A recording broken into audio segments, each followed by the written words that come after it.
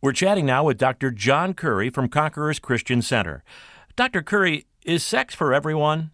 Well, no. There are many people out in the world today believe that sex is a free-for-all and anyone can just go and have sex and just do primarily what they want to do. But according to Scripture, sex is only for those that are married.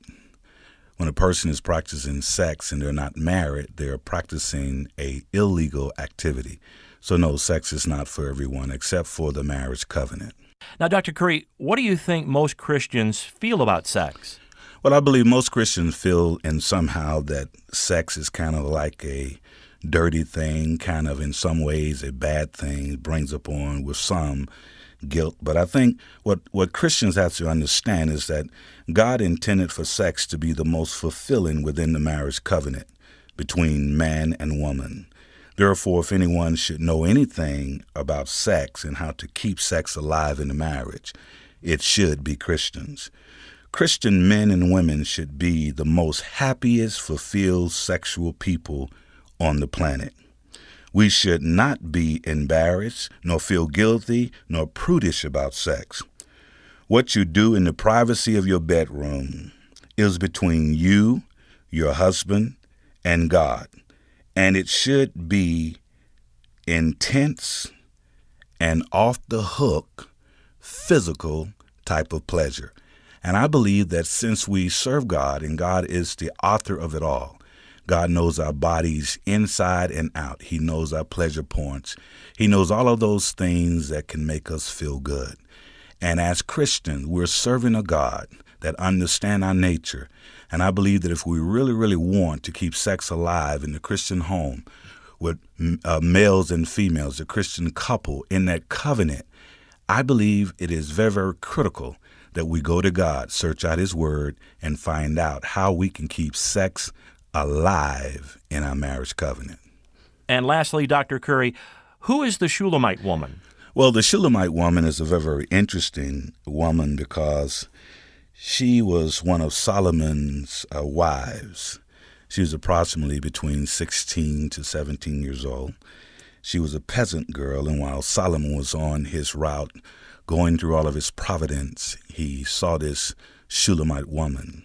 You know, the Bible does not give her a name. It just calls her the Shulamite woman, and is in particularly because of her astounding beauty. She was the most beautiful woman in Solomon's harem.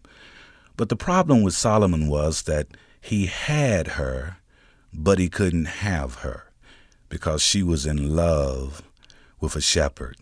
And being in love with that shepherd, she would not submit to having sexual intercourse with Solomon because her heart was with another man.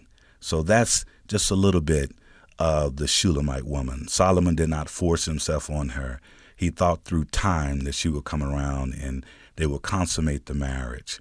However, she couldn't do it, so she escaped during the wee hours of the night and went to be with her shepherd. And in the process of that, Solomon allowed it because he didn't want to interfere with her love. She had a single-eyed love of one man. So that is the Shulamite woman. She's the most beautiful woman in Solomon's harem. And he had 700 wives and 300 concubines. But the Shulamite woman was most beautiful than them all. Thank you, Dr. Curry. And at this time, Dr. Curry would like to present to you the Shulamite woman. Return, return, O Shulamite. Return, return, O Shulamite, that I may look upon thee. There you are. And there it is. Just stay right there. I just want to look at you.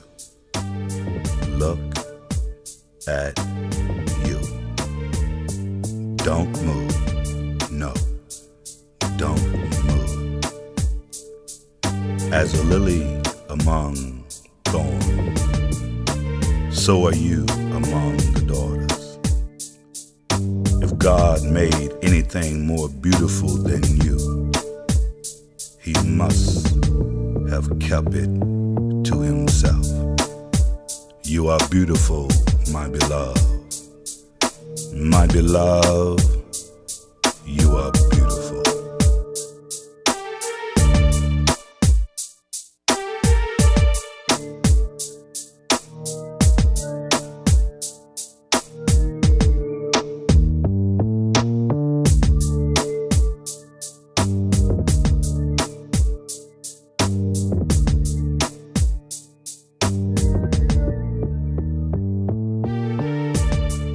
You have dove eyes, black like sapphire. Your hair is like raven feathers running up and down your back. Your smile is dazzling as your teeth are like strings of polished pearls. Your lips are full and luscious, beckoning to be kissed. And your tongue, sweet as a honeycomb. Your face is like polished brass with shades of pomegranate.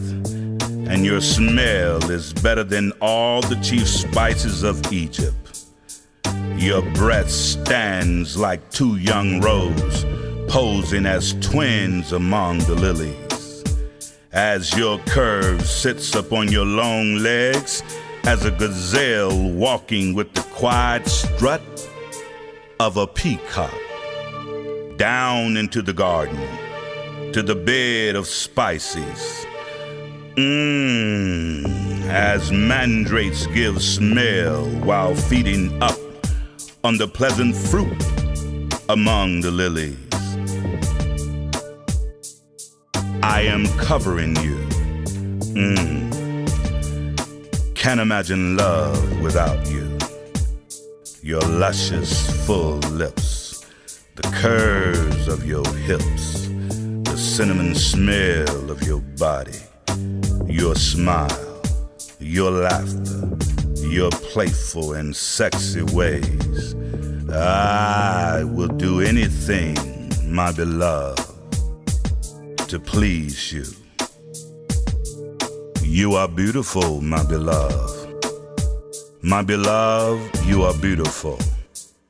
You are beautiful, my beloved. My beloved, you are beautiful. Return. Return, O Shulamite. Return.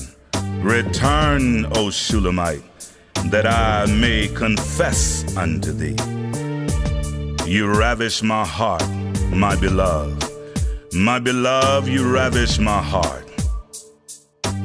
You are the fresh air that I breathe, my tender love God gave to me.